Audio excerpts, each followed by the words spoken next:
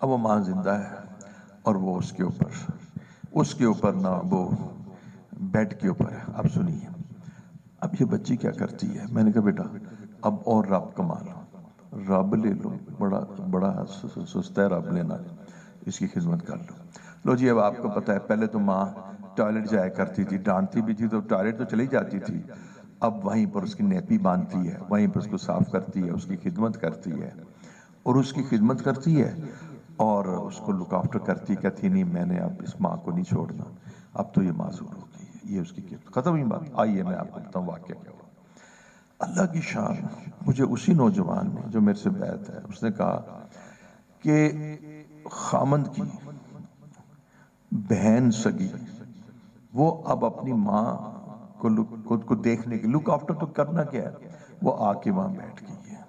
اس کے 5 بچے اور وہ 2 اور اپنے خامند کو بھی لے آئی ہے. کیوں؟ خامند کوئی خاص کام نہیں کرتا، چھوٹا موٹا اس کے کرائے کروئے آتے رہتے ہیں تو اس کو کوئی مہینے کے بعد جا. اب اس گھر کے اندر خامند بھی ہے اور اس کی بہن بھی ہے اور اس کے بچے 7. کہہ لیں حضرت 3 مہینے گزر چکے ہیں کہ وہ وہیں ہے اور دیکھیں میرا کیا حال ہے. میں 7 یہ افراد ہیں، ایک اس کی والدہ ہے 8، 4 میرے بچے ہیں 12 اور 2 ہم ہیں 16. میں 16 افراد کا ناشتہ صبح، روٹیاں اور پانڈے صاف کرتی ہوں. اس کے بعد دوپہر کو بھی میں کام کرتی ہوں اور رات کو بھی کرتی ہوں. اور اس کے بعد میں ساروں کے نام کپڑے بھی دھوتی ہوں اور میرا کچومر نکل گیا ہے. آپ نے مجھے کہا تھا اللہ کے لیے کرو تو میں نے 3 مہینے اللہ کے لیے کیا. اب میرا سسٹم جواب دے رہا ہے. ذرا آپ دیکھیں بیٹا، یہ ہے خیرکم خیرکم لأہلہ. وہ جو میں نے تمہیں کہا تھا نا کہ اچھی باتیں بھی بتا دینا، اس کا مطلب ہے کہ کسی طرح سے کوئی بڑا آدمی ماں کو نہ یہ بھی بتا دے ماں اتنا بھی ظلم نہ کرنا، ساس کہ اتنا بھی ظلم نہ کرنا. آج کل تو لڑکیاں جو آج کل کی یونیورسٹی کی لڑکیاں تو ساس برداشت نہیں کرتی، وہ تو اڑا کے رکھ دیتی ہیں. آئندہ ساسوں کی پٹائی ہے. اب تو وہ بریڈ ملے گا ہی نہیں. اب تو ساسوں کی پگڑیاں اتار لیں گی. اب تو ساس بولے گی تو دیکھو جاتی کہاں ہے. یہ تو وہ پرانی بچیاں نیک سالے. تو آپ اندازہ لگائیے کہ میں نے اسے کہا بیٹا تم نے ایسے کام کرنا ہے، تم نے کیا کرنا ہے کہ تم نہ انسانوں کو کھانا پکاؤ، تم نے کپڑے نہیں دھونے. تم اپنے خاوند کو کہہ دو کہ میں نا اچھا. اب دیکھیں وہ بہن آئی ہوئی ہے، مجال ہے. یہ میں آپ کے خانگی ایک اپنے آپ کے معاشرے کا ایک میں منظر آپ کو دکھا رہا ہوں. اب آپ دیکھیے وہ بہن اتنا نہیں کرتی کہ اس کے ساتھ لگ کر کپڑے بھی دھوتے، اپنے کپڑے دھوتے، اپنے خاوند کے کپڑے دھوتے، اور یہ کہ اس کے ساتھ مل کے برتن صاف کرواتے، یہ کھانا پکاتے. میں نے کہا بیٹا میری بات سن. اب چونکہ اسے میری اطاعت کی تھی میں نے کہا میرا حکم ہے کہ تم نے آج کے بعد نا ان کے کپڑے نہیں دھونے، بالکل ان کے کپڑے نہیں دھونے. اور پتہ کیا کرنا ہے، تم یہ 16 آدمی کو کھانا پکاؤ اور تم نا اللہ کو راضی کرو. اور تم اس کے بعد نا پانڈے بھی تو، لیکن تم نے کپڑے اپنے دھونے. لیجئے جس وقت اس نے کہا کہ میں نے کپڑے، اور پتہ میں نے کیا کہا، میں نے کہا سن لو تم میری مرید ہو، خبردار میرے حکم کی نا حکم دولی نہ ہو. اس نے صاف کہہ دیا وہ تو اللہ کے لیے کرتی تھی، وہ تو شیرنی تھی، وہ تو شیرنی تھی اللہ کی، وہ کوئی ڈرتی تھی کسی سے، وہ تو کام ہی اللہ کے لیے کر رہی تھی. اس نے کہا کہ دیکھیں میری کمر جواب دے جاتی ہے. اب جب اس نے یہ بات کہی تو جناب بہن بگڑ گئی اور بہن ساروں کو لے کے واپس چلی گئی. اچھا میں نے کہا اللہ کا شکر. اب سنے خاوند کیا کہتا ہے. خاوند کہتا ہے کہ تو نے میرے گھر میں رہنا ہے تو جا میری بہن کو لے کے واپس آ اور ساروں کو لے کے آ. میں نے اس سے مجھے فون آیا، میں نے کہا خبردار. اب اس نے تڑیاں دینی شروع کر دی. میں نے کہا تڑی برداشت کرو. میں نے اس بچی کو سال پیسی رکھا. اب میں نے اس کے سامنے کھڑے ہو جاؤ، اس کی اوقات کیا ہے اس آدمی کی، یہ بدماش. اور میں نے کہا میرے منہ سے وہ نکل گیا، کہتے ہیں یار تم الو کا پٹھا کہنا شروع کر دیا. میں نے کہا ایسے واقعہ میرے منہ سے نکلا الو کا پٹھا. میں کہا میرے سامنے آئے میں اس کو بتاؤں کہ عورت کے کیا حقوق ہوتے ہیں. تو خیرکم خیرکم لأہلی، تم میں سے بہترین شخص ہے وہ اپنے اہل. تو تم ایسے اپنی بیویوں کے ساتھ کرتے ہو. تم اپنی بیویوں کے ساتھ ایسے کرتے ہو. یہ وہ بیوی ہیں کہ جس سے حضور فرما رہے ہیں کہ تمہارا اچھا اور برا اس کی جو کسوٹی ہے وہ تمہارے دوست یار نہیں ہیں، تمہاری بیویاں ہیں. کہ تم میں سے بہترین شخص وہ ہے جو اپنی بیوی، اور فرمایا کہ میں تم سب میں سے اپنے اہل کے لیے سب سے بہترین. تو یہ میں نے ایک ذکر کیا. ہمسائیگی کا حال آپ جانتے ہیں، ماں باپ کا آپ جانتے ہیں، سگی بہنیں آپس میں بولتی نہیں ہیں، بڑا بھائی بمنزلہ باپ ہے، بڑی بہن بمنزلہ ماں ہے. حقوق کا ہمیں پتہ نہیں ہے، حقوق تلفی ہم کرتے رہتے ہیں. اور جب ہم جاتے ہیں بزنس میں تو پھر تو وہ حقوق العباد معاملات کے اندر نہ ایفائے عہد ہے، نہ ایگریمنٹ کا وہ ہے، نہ زبان پر قائم رہتے ہیں. تو حقوق العباد ہمارے خوب ضائع ہوتے ہیں، جس کی وجہ سے ہمارے دین کا ایک بہت بڑا حصہ ضائع ہو جاتا ہے. لیجئے یہ میں نے آپ کو دوسری بات بتائی. اب ذرا غور کیجیے گا اور نیند کو دور کیجیے گا. اب مجھے بتائیے کہ کیا دین مکمل ہو گیا؟ میں دہراؤں بات، سنو میں دہراؤں کہ میں نے کہا تھا کہ نماز روزہ زکوٰۃ، تو تم نے کہا یہ تو حقوق اللہ ہے. یہ دین، یہ تو ایڈیکویٹ نہیں ہے، یہ دین مکمل نہیں ہے، اس کا حقوق العباد ہے. تو میں نے حقوق العباد کو بیان بھی کر دیا، اس کی اہمیت کو بھی بیان کر دیا، اس کا لازمی ہونا، اس کا اہم ترین ہونا، اس کا ٹف ہونا کہ وہ نہیں معاف کیا جائے گا. اور یہ کہ اگر حقوق العباد، اگر تم نے حقوق اللہ میں 25 نمبر لے لیے، 75 نمبر میں تم 0 ہوئے تو تم جہنم میں چل جاؤ گے، ناکام ہو جاؤ گے، تمہارا دین ناقص ہے. اب میں آپ سے پوچھنا چاہتا ہوں کہ اس کے علاوہ بھی کوئی دین ہے؟ دین کا کوئی اور بھی شعبہ ہے جو اس کے علاوہ ہے؟ بس یہ تھا میرا سوال. کا دین مکمل ہو گیا؟ دین جس کو دین کہتے ہیں، میں نے کہا تھا دین کے اجزاء، دین کے کانسٹیچوئنٹس، دین کی کمپوزیشن کوئی اور چیز رہتی ہے. آپ کہتے ہیں جی یہ ٹی ہے، ٹی، اس کے اندر آپ نے کیا کیا کہ پانی ڈال دیا، پتی ڈال دی، چینی ڈال دی، تو تینوں سے ٹھیک ہی نا. لیکن کیا ملک کے بغیر ٹی بن جاتی ہے؟ نہیں. ابھی اس کے جو اسینشیل انگریڈینٹ ہیں وہ رہتا ہے ملک، پھر یہ ٹی کمپوز ہو جائے گی. الائچی ڈالو اچھی بات ہے، نہ ڈالو وہ تو تمہارے عمر حج ہے نا، نفلی حج ہے. تو اب مجھے بتاؤ کیا دین جس کو تم دین کہتے ہو، ان الدین عند اللہ الاسلام، کیا اب دین ان دو چیزوں کے ساتھ جو ہم نے بیان کی ہیں یہ مکمل ہو گیا؟ دین کے پورے اجزاء پورے ہو گئے، دین کا مالیکیول مکمل ہو گیا، یا ابھی کچھ دین کے اجزاء رہتے ہیں؟ کیا کچھ مزید بھی کوئی چیز رہتی ہے اور دین مکمل ہو گیا، یا دین کے کچھ مزید ابھی اجزاء باقی سے؟ جیسے کہتے ہیں نا یہ میرا گھر ہے، تو گھر کے اندر 16 کمرے، ہم ایک جگہ گئے بس 16 کمرے تھے اور 10 کنال، تو اس نے 8 کمرے دکھائے. تو 8 کمرے تو اس کے گھر کے نہیں تھے، یہ اس کے گھر کا ایک حصہ تھا. ریمیننگ بقایا 8 کمرے مزید موجود تھے. تو 8 کمروں کے اوپر مزید 8 کمرے دکھانے سے 16 کمرے جب 10 کنال پر محیط ہوتے ہیں تو اس کا گھر مکمل ہوتا ہے. تو کیا دین مکمل ہو گیا؟ بس یہ مجھے بتا رہے جی. مکمل ہو گیا، ماشاءاللہ ماشاءاللہ. جی معاملات تو میں نے حقوق العباد میں سیرز کر دی. تو مسافر کے حقوق، مسافر کے عباد نہیں ہیں، وہ فرشتے ہیں. مسافر جی جانور کے حقوق اسی میں آئیں گے، حقوق ہیں. ہاں جی. تو بتا دین کہتے کس کو ہے؟ حضور کے طریقے کو کہتے ہیں. نماز حضور کا طریقہ ہے، روزہ حضور کا طریقہ ہے. اب ماں باپ کے قدموں پہ، ماں کے قدموں میں جنت، اس کا ادب رسول اللہ کا طریقہ ہے. ہمسائے کے حقوق ادا کرنا رسول اللہ کا طریقہ ہے. تو سنت اور سیرت لقد کان لکم فی رسول اللہ صلی اللہ علیہ وسلم، سارا یہ اس کا طریقہ ہے غور و فکر کرنا۔ تو غور و فکر کرنا تو علم میں شامل ہو جائے گا، تو غور و فکر کرنا بھی تو آپ نے غور و فکر کرنا ہے کہ بھئی میری آج کے اندر میں نے کسی کو غیبت تو نہیں کی، کسی کو ایذا تو نہیں پہنچائی، میری کوئی نماز تو نہیں رہ گئی، اور کسی معاملے میں میرا عمل خلاف شریعت تو نہیں تھا۔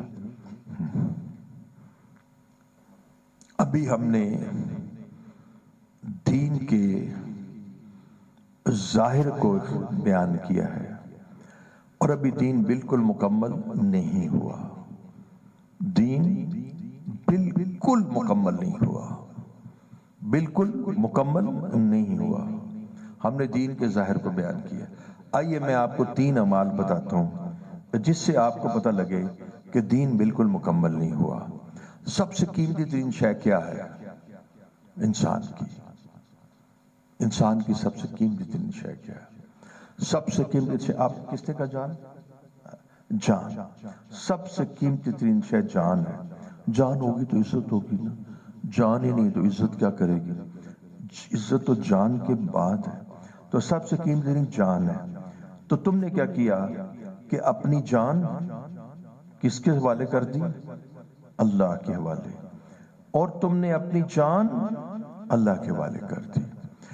اور لن تنالوا البر حتی تنفقوا مما تحبون، کہ تم نیکی کے کمال تک نہیں پہنچ سکتے جب تک کہ وہ چیز تو تمہیں سب سے زیادہ محبوب ہے وہ تم نے اللہ کے راستے میں خرچ کر دی۔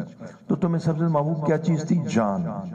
ٹھیک ہے، اپنی جان کو بچانے کے لیے تم مال، اگر بیٹے کو بچانا ہو اور مال دینا پڑے، بیٹا بیمار ہو تو 10 لاکھ کا بھی آپریشن کرایا جا سکتا ہے، اور بیٹا ایک شخص کا بیٹا اغوا ہو گیا اسے 1 کروڑ دے کے بیٹا لے لیا۔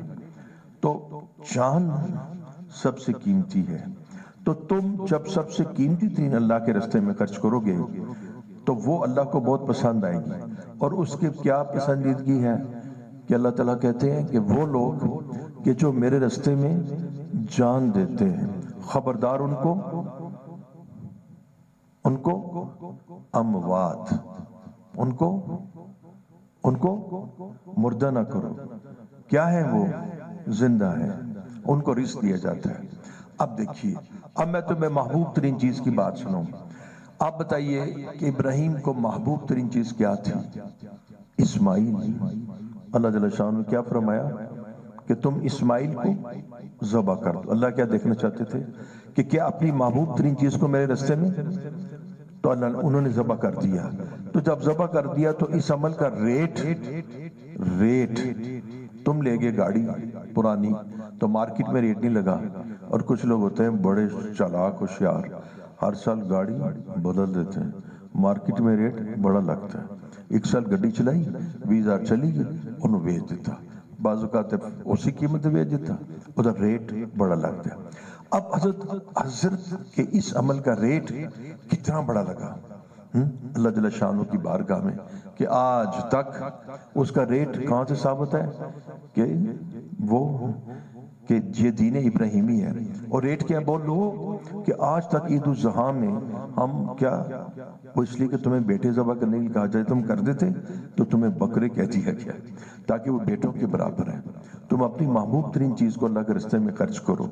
اور پھر کیا کیا گیا کہ ریٹ کیسے لگا کہ عمرے کے اندر اور حج کے اندر کیا ہوا کہ وہ جو ہاجرہ علیہ السلام بھاگتی تھیں اور اسماعیل کو دیکھتی تھیں اور تڑپ کے کہ پانی پانی، تو اس کے بعد پھر وہ دوڑ بھی عبادت ہوا کرتی ہے۔ بیت اللہ شریف کی چکر لگانا تو عاشقوں کی بات ہے، صفا مروہ کے درمیان چکر لگانا یہ بھی کوئی عبادت ہوتی ہے۔ وہ اللہ نے اتنی پسند کر لی کہ اس کو عبادت اور شعار اسلام ان الصفا والمروہ من شعائر اللہ، اس کو اللہ کی نشانی بنا دیا گیا۔ آئیے اب میں آپ کو بتاؤں کہ دین کا کیا حصہ رہ گیا۔ اب میری بات سنو، یہ تمہید ہو گئی نا۔ اب اس نے کیا دیا کہ اس نے جان دے دی۔ کس کو دے دی؟ اللہ کے راستے میں دے دی۔ کفر سے لڑ کر کفر سے لڑ کر اس نے اپنی جان دے دی، جان دے دی، یہ کیا ہو گیا؟ شہید ہو گیا۔ تو اس کے سارے عمل کو کیا کہتے ہیں؟ شہادت، کہ اس نے اپنی جان دے دی، اللہ کے راستے میں دے دی، کفر سے لڑ کے دے دی۔ تو اس کی جان قبول ہوگی؟ نہیں ہوئی، نہیں ہوئی۔ سب سے پہلا مقدمہ روز قیامت پیش کیا جائے گا، بیٹا اس کی جان قبول نہیں ہوئی، اس کی جان قبول نہیں ہوئی۔ کیوں نہیں ہوئی اس کی جان؟ اس نے جان تو دے دی، پر اس نے جان اللہ کے لیے نہیں دی، شہرت کے لیے دی۔ بخاری شریف کی پہلی حدیث کیا ہے؟ کتاب بدل الوحی میں پہلی بخاری شریف کی حدیث کیا ہے؟ انما الاعمال بالنیات، جس نے ہجرت اللہ کے لیے کی اس کی ہجرت اللہ کے لیے شمار ہوئی، اور جس نے ہجرت کسی عورت کے لیے کی اس کی ہجرت اس کی طرف شمار ہوئی۔ اب اس نے اس شہید کو کیا کہا گیا کہ تجھے نام بری کے لیے، شہرت کے لیے، تمغہ امتیاز کے لیے لے جاؤ اس کو، لے جاؤ اس کو، کہاں پھینک دو؟ جہنم میں۔ اور بتائیے جان کے بعد سب سے اعلیٰ ترین شے کیا ہے؟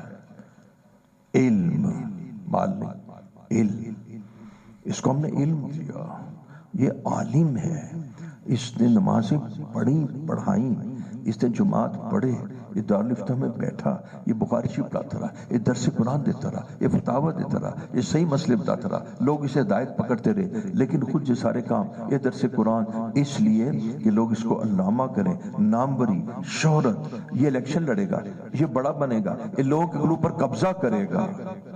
حضرت شیخ نے ایک حدیث لکھی ہے کہ جو شخص اس لیے واز کرے کہ لوگوں کے قلوب پر قبضہ ہو جائے تو اس کی نہ نماز قبول ہے نہ حج قبول ہے۔ تو دیکھیے دوسری بڑی چیز کیا تھی؟ دوسری بڑی چیز یہ تھی کہ یہ علم تھا، جان کے بعد علم تھا، عالم تھا۔ سب سے زیادہ حسرت روز قیامت اس عالم کو ہوگی کہ جس کی وجہ سے لوگ نفع حاصل کر کے جنت میں چلے جائیں گے اور خود اس کو جہنم میں ڈال دیا جائے گا، اس کو حسرت ہوگی۔ آپ کو معلوم ہے کہ بعض احباب نے بات کی ہے کہ سب سے پہلے دوزخ ان سے دکھائی جائے گی، ان ریاکار علماء کرام، مبلغین، مدرسین کہ جو ریا، جو دکھاوا، جو شہرت کی خاطر تم تو دنیا بیچتے ہو، دنیا سے دنیا کماتے ہو، اور تم تو دنیا سے دنیا کماتے ہو، اور تم قرآن کو بیچتے ہو اور قرآن سے دنیا کماتے ہو، اور یہ تو دنیا سے دنیا کماتا ہے، اور دنیا سے تو دنیا کمانی چاہیے، لیکن تم تو قرآن اور تم لوگوں کے قلوب کے تم درس قرآن دیتے ہو کہ لوگوں کے قلوب پر قبضہ ہو جائے اور وہ تمہاری مطیع ہو جائیں اور تمہارے سامنے جھک جائیں اور پھر تمہارے کام کریں اور تمہاری عزت کریں، تم جاؤ تو وہ کھڑے ہو جائیں، تو تم جایا کرو تو لوگ کھڑے ہو جائیں۔ تو اللہ جل شانہ فرمائے گا فقط کی تیری تعریف دنیا میں بڑی ہو چکی، بس بڑا کچھ کہا چکا، لے جاؤ اور دے مجھ کو جہنم میں ڈال دو۔ اب مجھے بتائیے کہ پہلی شکل کے اندر شہادت کا سارا ظاہر موجود ہے، اور اس کے اندر کیا چیز مفقود ہے؟ مفقود کیا کہتے ہیں؟ what is deficient, which is missing، کیا چیز مسنگ ہے اس میں؟ اخلاص۔ کیا چیز مسنگ ہے؟ اخلاص۔ کیا چیز مسنگ ہے؟ اخلاص نہ ہونے کی وجہ سے یہ آدمی جہنم میں چلا گیا۔ نماز بھی پڑھتا تھا، روزہ بھی رکھتا تھا، زکوٰۃ بھی دیتا تھا، لوگوں کے حقوق بھی ادا کرتا تھا، لیکن اس میں اخلاص نہیں تھا، اور اخلاص کا تعلق کس کے ساتھ ہے؟ باطن کے ساتھ ہے۔ تو اس کا مطلب ہے دین کا ایک بہت حصہ باطن سے متعلق ہے۔ اس کا مطلب باطن بغیر دین مکمل نہیں ہے۔ تو تم نے یہ جو کہہ دیا کہ دین مکمل ہو گیا، تو تم بتاؤ تم غلط تھے نا؟ بتاؤ تم غلط تھے نا؟ تم غلط تھے نا؟ دین تو مکمل نہیں ہوا۔ یہ تو اس کا تعلق حقوق العباد کے ساتھ تو نہیں، اس کا تعلق حقوق اللہ کے ساتھ تو نہیں ہے.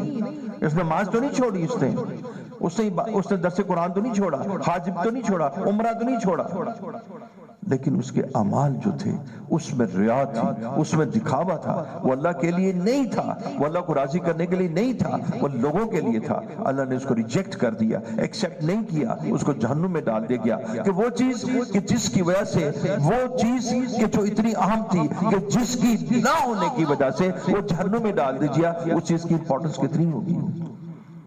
اب سب کچھ کھائیے، بیلنسڈ ڈائٹ کھائیے، پروٹینز کھائیے، اب کاربوہائیڈریٹس کھائیے، اب سٹارچ کھائیے، اب ٹریس ایلیمنٹس لیجیے، اب وائٹامنز لیجیے، لیکن آپ کی ڈائٹ میں آئرن نہ ہو تو آپ کی ڈائٹ آئرن ڈیفیشنٹ ہے.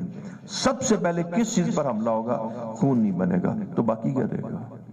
ایک آئرن ڈیفیشنٹ، ایک چیز ڈیفیشنٹ ہے آئرن، اور وہ آئرن نہ ہونے کی وجہ سے آپ جو مرضی کرتے رہے، آپ کشتے کھاتے رہے، آپ وٹامن بی کمپلیکس کھاتے رہے، آپ جو مرضی کھاتے رہے، آپ بٹیر کھاتے رہے، ٹیلیئر کھاتے رہے، آئرن نہیں ہے. ریڈ سیل نہیں بنیں گے تو کیا ہوگا؟ سانس چڑھے گا، آکسیجن نہیں پہنچے گی تمہارے سیلز کو، مر جاؤ گے، نہیں چل سکتے، بیمار ہو جاؤ گے.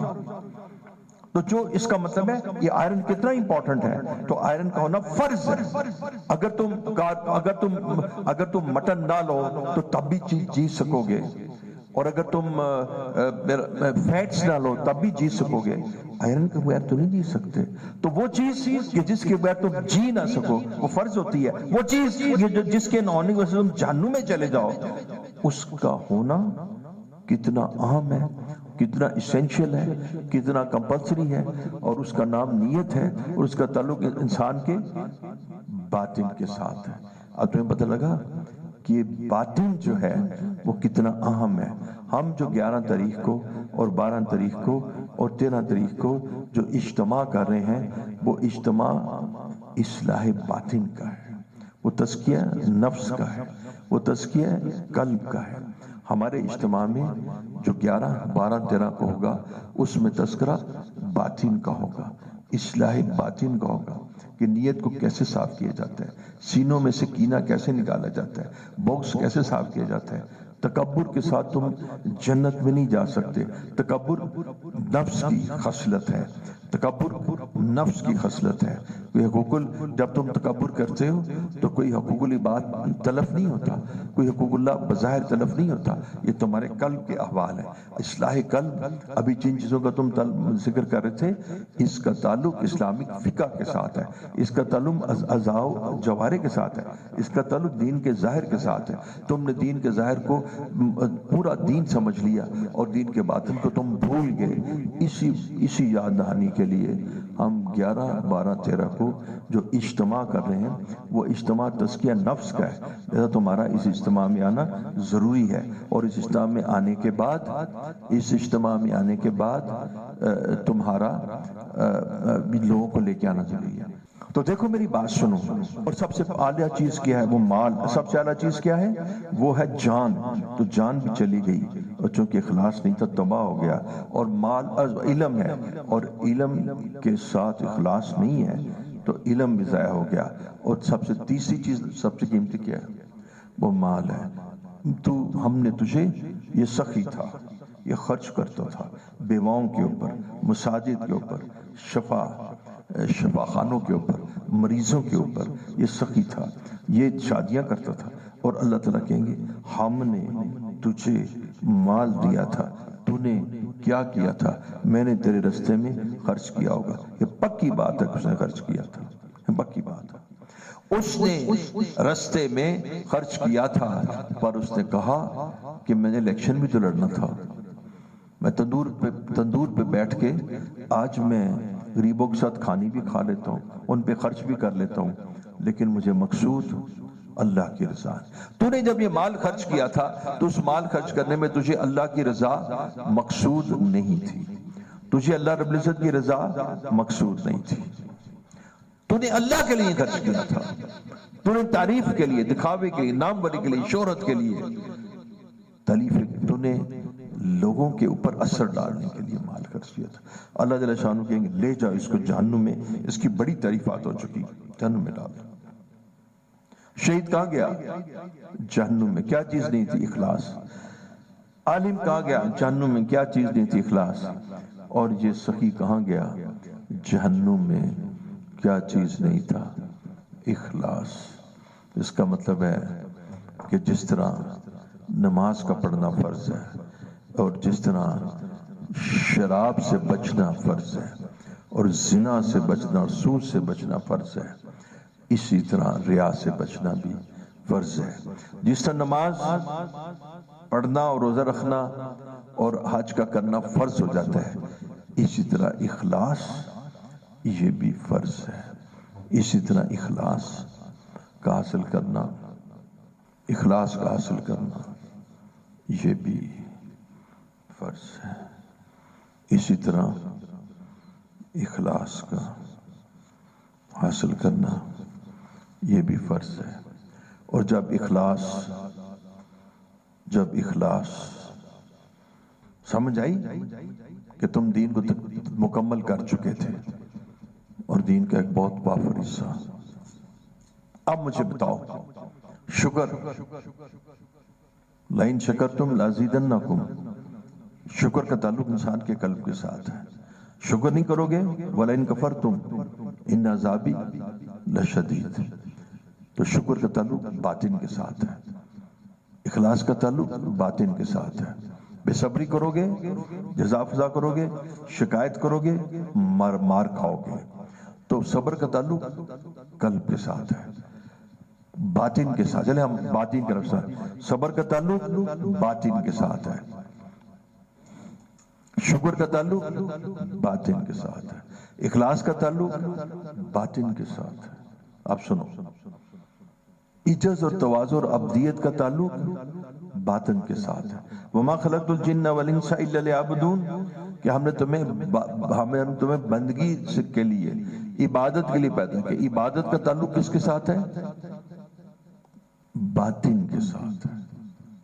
باطن، جو عبدیت کا تعلق باطن کے ساتھ ہے. عبدیت کہتے ہیں غایت تسلل، یہ باطن کے ساتھ ہے. تو اب آپ کو دین سیکھنے کے لیے ہمارے آس اکیڈمی میں آنا پڑے گا، 3 دن وہاں قیام کرنا پڑے گا اور آپ کو وہاں پر رہنا پڑے گا، کچھ مشقت بھی اٹھانی پڑے گی. لا الہ الا اللہ، لا الہ الا اللہ، لا الہ الا اللہ، لا الہ الا اللہ، لا الہ الا اللہ، لا الہ الا اللہ، لا الہ الا اللہ، لا الہ الا اللہ، لا الہ الا اللہ، لا الہ الا اللہ، لا الہ الا اللہ، محمد رسول اللہ صلی اللہ علیہ وسلم. لا الہ الا اللہ، لا الہ الا اللہ، لا الہ الا اللہ، لا الہ الا اللہ، لا الہ الا اللہ، لا الہ الا اللہ، لا الہ الا اللہ، لا الہ الا اللہ، لا الہ الا اللہ، لا الہ الا اللہ، لا الہ الا اللہ، محمد الرسول اللہ صلی اللہ علیہ وسلم. لا الہ الا اللہ، لا الہ الا اللہ، لا الہ الا اللہ، لا الہ الا اللہ، لا الہ الا اللہ، لا الہ الا اللہ، محمد الرسول اللہ صلی اللہ علیہ وسلم. لا الہ الا اللہ، لا الہ الا اللہ، لا الہ الا اللہ، لا الہ الا اللہ، لا الہ الا اللہ، لا الہ الا اللہ، لا الہ الا اللہ، لا الہ الا اللہ، لا الہ الا اللہ، لا الہ الا اللہ، لا الہ الا اللہ، لا الہ الا اللہ، لا الہ الا اللہ، محمد رسول اللہ صلی اللہ علیہ وسلم. لا الہ الا اللہ، لا الہ الا اللہ، لا الہ الا اللہ لا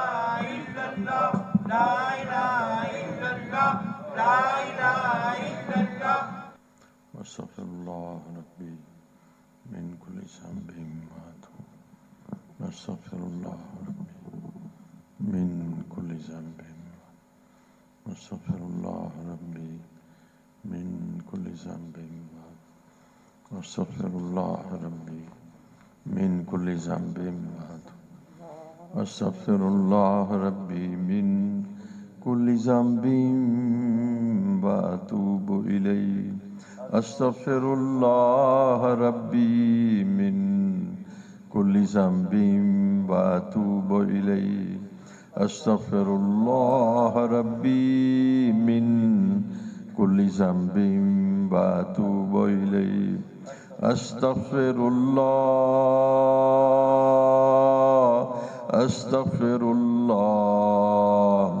استغفر اللہ ربی من کل ذنب واتوب الیہ استغفر اللہ ربی من کل ذنب واتوب الیہ رہا میں دن رات غفلتوں میں کٹی گناہوں میں عمر ساری استغفر اللہ استغفر اللہ استغفر اللہ استغفر اللہ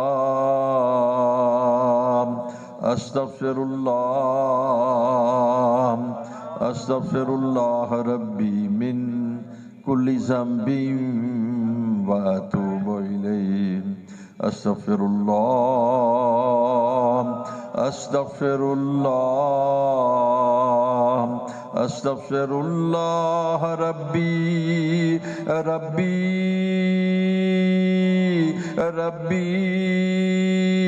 استغفر اللہ ربی من کل ذنب واتوب الیہ چاروں لڑ میرے چکڑاں لتھڑے تے کیڑا مل مل دوواں استغفر اللہ استغفر اللہ استغفر اللہ استغفر اللہ استغفر اللہ استغفر اللہ استغفر اللہ استغفر اللہ ربی من کل ذنب واتوب الیہ سابن تھوڑا تے میل گنیری تے میں پتنا تے بہ کے رواں غلام فریدا وس نہیں چلدا تے میں ہنجواں دے ہار پروں تکڑی گھت کے تول نہ ماہی اساں ڈاڈھے احباں بھرے تکڑی گھت کے تول نہ ماہی اساں ڈاڈھے احباں بھرے تے گھر آیاں دی لاج تہان پاویں کھوٹے تے پاویں کھرے استغفر اللہ استغفر اللہ استغفر اللہ استغفر اللہ استغفر اللہ استغفر اللہ ربی من کل ذنب واتوب الیہ استغفر اللہ استغفر اللہ استغفر اللہ استغفر اللہ استغفر اللہ مجھے تم معاف کرو یا کریم مجھے تم معاف کرو یا کریم استغفر اللہ استغفر اللہ توبہ میری توبہ توبہ میری توبہ استغفر اللہ ربی من کل ذنب واتوب الیہ توبہ استغفار استغفر اللہ ربی من کل ذنب واتوب الیہ تے گھر آیاں دی لاج تہانوں تے پاویں کھوٹے تے پاویں کھرے استغفر اللہ استغفر اللہ استغفر اللہ استغفر اللہ استغفر اللہ استغفر اللہ استغفر اللہ استغفر اللہ ربی من کل ذنب واتوب الیہ اتنا تو کرم کرنا اے چشم کریمانہ اتنا تو کرم کرنا اے چشم کریمانہ جب جان لبوں پر ہو تم سامنے آ جانا جب جان لبوں پر ہو تم سامنے آ جانا اللہ اللہ اللہ اللہ اللہ اللہ اللہ اللہ اللہ اللہ اللہ اللہ اللہ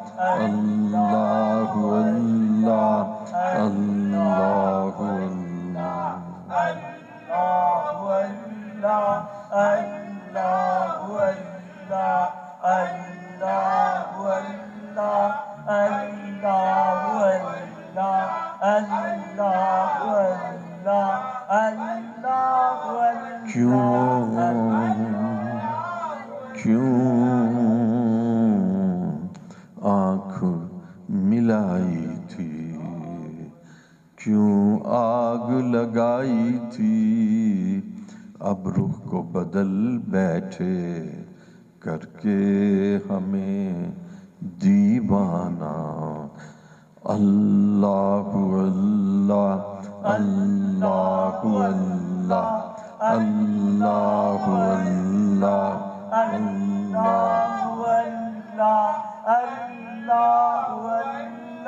اللہم صلی علی سیدنا محمد وعلی آل سیدنا محمد مبارک وسلم یا اللہ یہ تیرے در پہ آ کے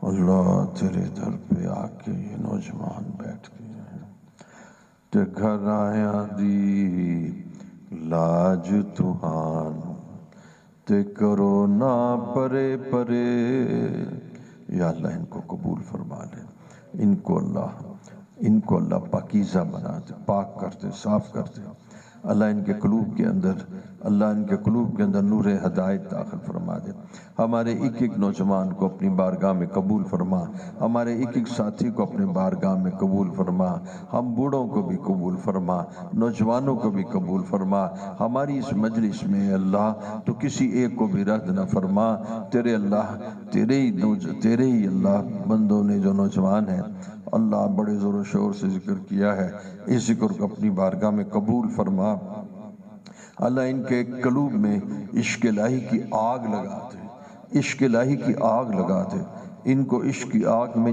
جلا دے اللہ ان کو عشق کا ایندھن بنا دے اللہ ان پر اپنی رحمت اور برکتوں کا نزول فرما دے عافیت اور اللہ اپنا فضل و کرم کے ساتھ ان کو اپنی محبت نصیب فرما دے ہمارے اس اجتماع کو قبول فرما ہماری مغفرت فرما اے اللہ آپ کی بارگاہ میں درخواست ہے کہ اس مجلس ذکر میں جتنے احباب شامل ہیں اور جتنے آن لائن اس کو سن رہے ہیں اللہ سب کے قلوب میں عشق الہی کو داخل فرما سب کے قلوب میں ہدایت کا نور داخل فرما سب کی مغفرت فرما سب کو اپنے پسندیدہ بندوں میں شامل فرما اے اللہ آپ سے درخواست ہے ہماری گزشتہ زندگی کے تمام گناہوں کی مغفرت فرما استغفر اللہ ربی من کل ذنب واتوب الیہ ربی اغفر وارحم وانت خیر الراحمین اللہ رب العزت جو بیمار ہیں ان کو شفا عطا فرما اے اللہ رزق کی برکت عطا فرما